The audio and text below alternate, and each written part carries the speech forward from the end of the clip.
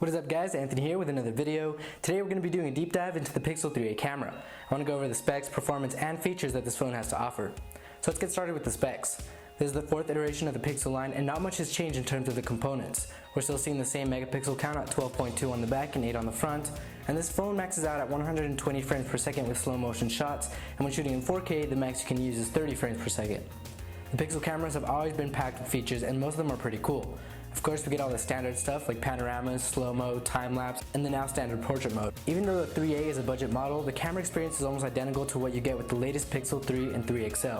Within the camera app, you get access to a few unique features such as night sight, photo booth, Google Lens, playground, and a weird photosphere feature. So as you guys can tell, the budget 3a does not hold back when it comes to the cameras. While it's missing the second wide-angle lens found on the front of the flagship Pixel 3, and it does take a noticeable amount of time to process photos, it's easy to see why the camera is always praised so much. Now I want to quickly go over some of the examples of everything this camera can do. So let's start with video examples and make our way to the lesser known features.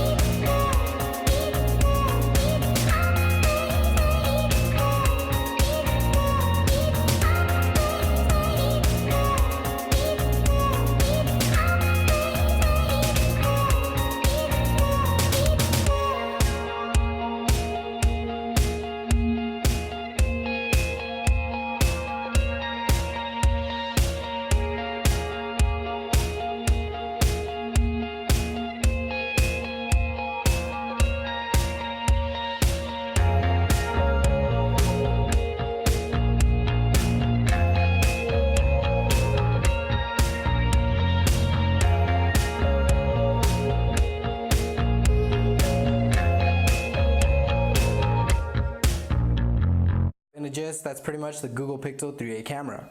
I didn't show examples of everything such as the photosphere and Google Lens features just because I feel like they could use a little more software to get them to be to a more usable level.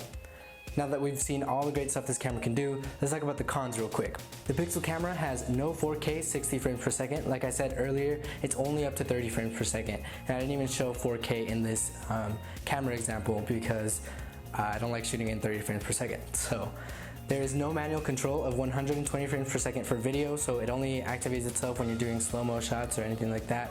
It's kind of sucky. So on top of that, there's no manual control or like Pro tab to control ISO, aperture, or like I said, the frames per second. So the only thing you can really do is adjust the temperature of your shots. The software is way ahead of competitors, but could still use work, especially on the weird photosphere feature.